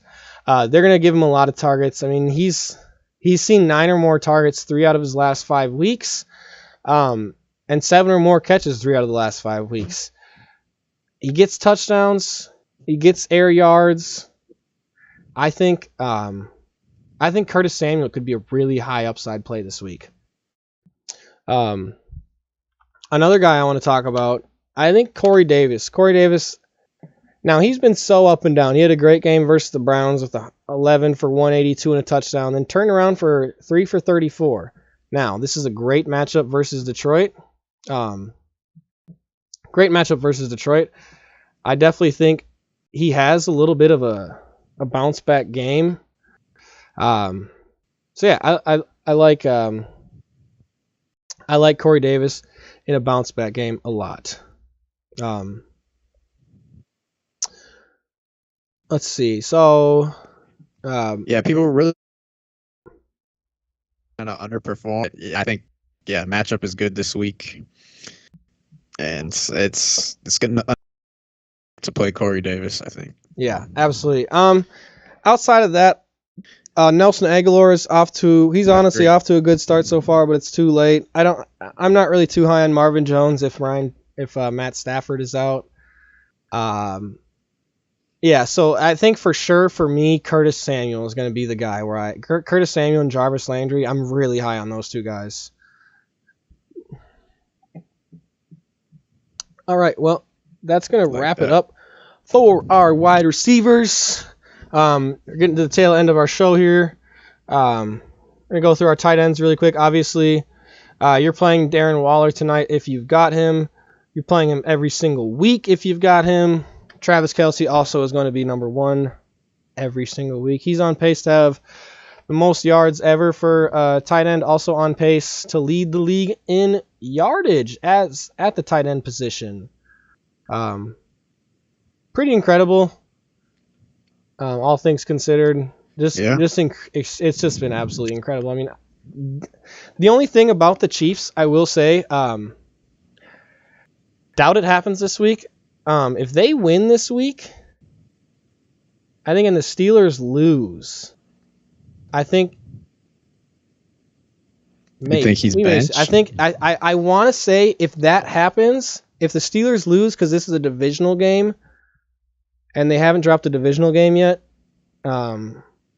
I think the Chiefs have the bye. If the Chiefs win and the Steelers lose this week, I think the Chiefs have the bye. Yeah, they're in a they've lock. locked the bye.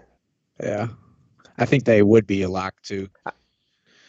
I think that's correct. I don't know if that's gonna make either. I guess so too, but we'll see. I don't think they do it maybe week 16. I think we may see it week 17. But the thing is, man, if Steelers drop a game to Cincy next week, we might. And the thing is, if they're looking, we'll see what the play is. If Steelers drop a game to Cincy, the only reason to play for Mahomes at that point would be to try and get MVP, which we've talked about this on our show. In my opinion, I think he's way behind an MVP. I don't. Yeah, I think he's out of it. Yeah, unless Rodgers has a stinker against Detroit. Which he won't. Yeah, Detroit. No, he just had a good game. Or he plays Carolina this week. He's not gonna have a stinker against Carolina. Not gonna put up against a stinker against the Titans. I mean, the only one would maybe be the Bears, but that was like the best game of the season. They put up 41 against the Bears, and he had 4 touchdowns. Exactly. So, yeah. But yeah, so we'll talk. Number 1, number 2, kind of the same every week.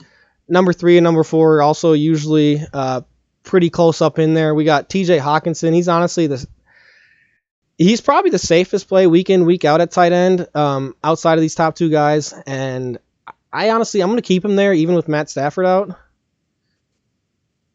Yeah, I think Chase Daniel will be thrown his way. No questions about it. He's a must-start tight end. Yeah, absolutely.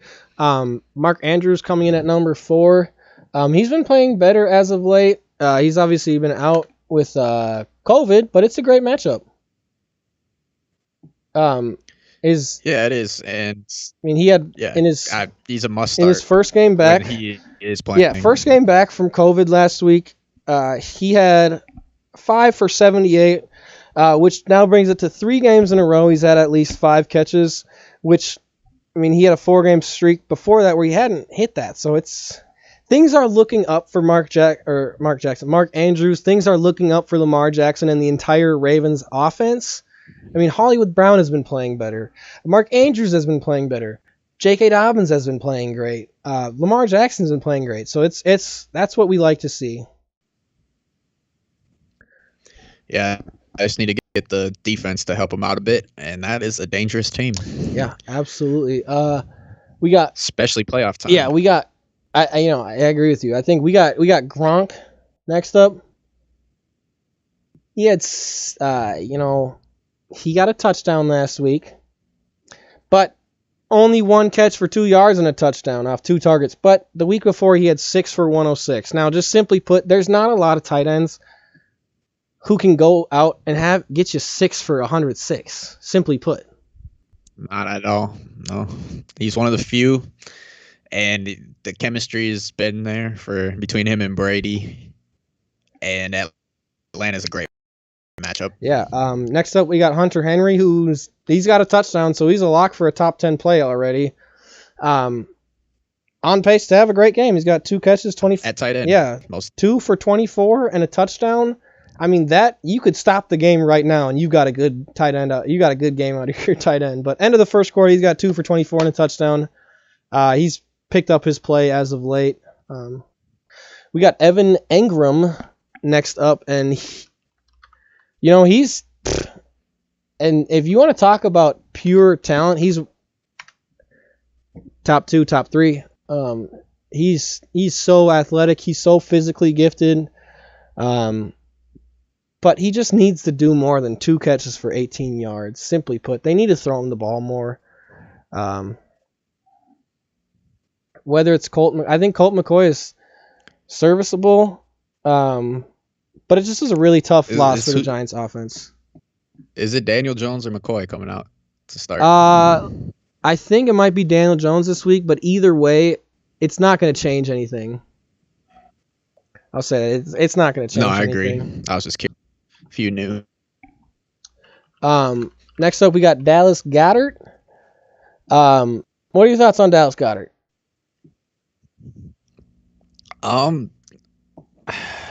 He's got a safe floor for targets.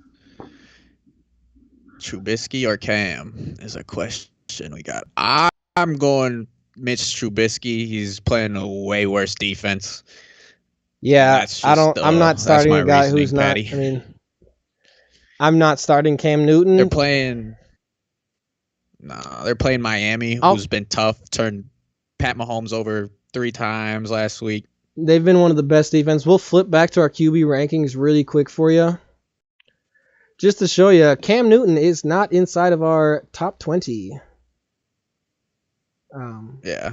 So I'd roll with Trubisky. It's just poor defense. I think, here's the thing. And it's inside. Exactly. It's inside.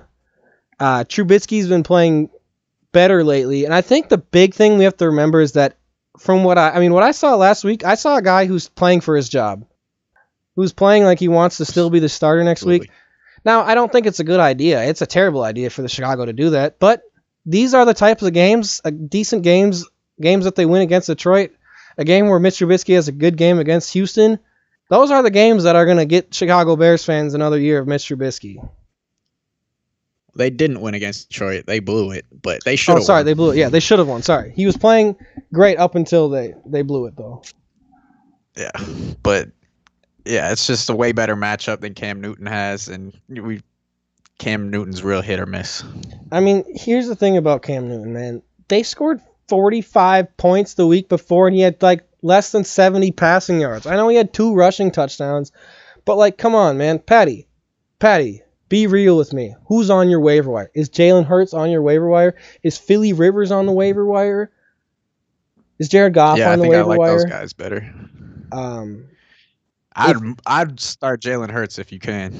Yeah, I would start Jalen Hurts over them, but definitely Mitch Trubisky over Cam. I need a guy that can throw touchdowns at my quarterback position. I understand he gets rushing touchdowns and is going to break the record for most rushing touchdowns in the season. I don't care. That's my quarterback. I need passing yards. I need passing touchdowns. Agreed. So we'll go back to tight end ranks. We're on the back end. Dallas Goedert, safe floor, I think. He had 4 for 40 last week. I'm kind of worried about Ertz getting more involved this week and taking a little bit away, but not very much. I still think Goddard is going to probably get you 4 catches, 40, 50, 60 yards, something like that. I mean, and last week he only had 2 receptions for 8 yards, so saw less targets and yards and catches than Goddard. So I think Goddard, I agree with you. I think he could take out a Goddard, but I think Goddard's just the number 1 for sure. Yeah, and rookie QB. Absolutely. Just a fact. Man, and here's a guy. Hey, here's the guy. Here's the guy coming in at. Oh no, we'll talk about number 10. Sorry, I thought we were at number 10. Logan Thomas, solid. It's the highest he's been, and it's the best matchup of the year so far. Yeah, I mean, and the production has increased tremendously. He had 6 catches last week. The week before, he had his breakout game against the Steelers, 9 catches. Alex Smith likes throwing his tight ends, likes his checkdowns, and he's just going to be the beneficiary of that. So Logan Thomas, quickly vaulted himself into a very viable fantasy tight end. Yeah. Next we got Noah Fant, who This guy. he decided about 3 plays in that he couldn't play anymore because I don't know. I'm just gonna assume it was diarrhea or something. I don't know, but he didn't say anything about being sick. Didn't have any injury designation. I threw him out there, and he put up 0 for me. I was luckily able to overcome and still win my matchup. But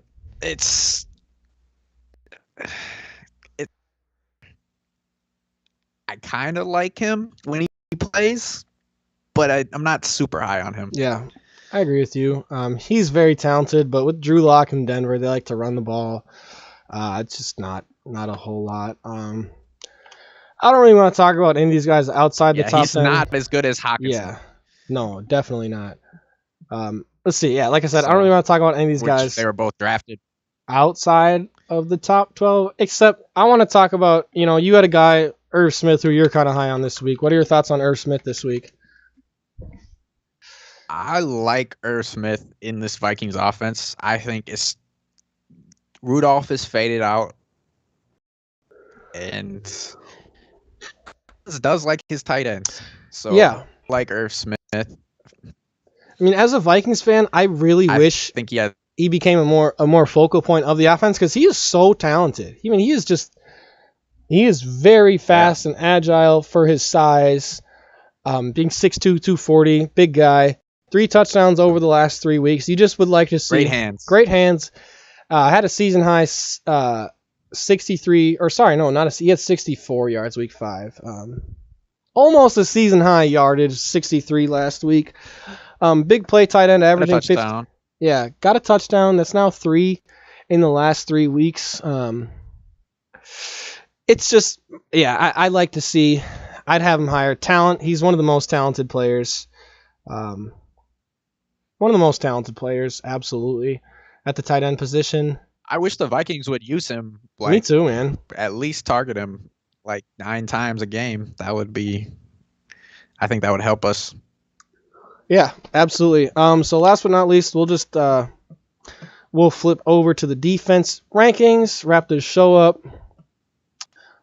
We are in full swing of Thursday night football with some fantasy relevant matchups. I gotta watch my guys. I'm not gonna say disappointed because they haven't disappointed. Got a touchdowns. Yeah. Defenses, obviously Rams number 1 versus the Jets. Steelers number 2 versus Cincy. Both terrible quarterbacks. We got Dolphins number 3. They've been they're the number 2 defense on the year. All right. Outside of your top 10, who do you like the most? Outside of the top 10, I mean, I just say the top 10 are all just good defenses, Cleveland, I guess, at 11.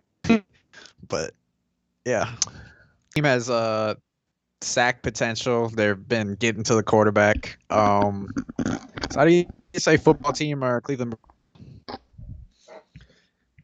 Yeah, I like that there. I think the Cardinals defense. I think they get some turnovers and some sacks. I still think it's a fun game out of Jalen Hurts. I still think he has a good fantasy game, but I think they could have some turnovers and some sacks. Yeah, they're definitely good for them turnovers. Well, all right. Do you have anything else you'd like to go over, Jacob? No, that about does it. Thanks for everyone who came in, supported the show, asked their questions, got some good insight, and hopefully you get a win this week. And we see you next week in the Fantasy Football Championship. Yeah. Absolutely. My name is Will. Check me out on Instagram. Give me a follow at MPLS_outdoors. I always love doing these live streams. Always appreciate when you guys come in and hang out. Ask your questions. We love giving insight. Check out our full-length Spotify show. The link is in the description below. And like we always say, if you do have any questions, make sure you can hit our YouTube comments, tweet us. Those are going to be the best ways to get us. So make sure you subscribe to the YouTube, follow us on Twitter and Instagram. It's all at Across the Plane.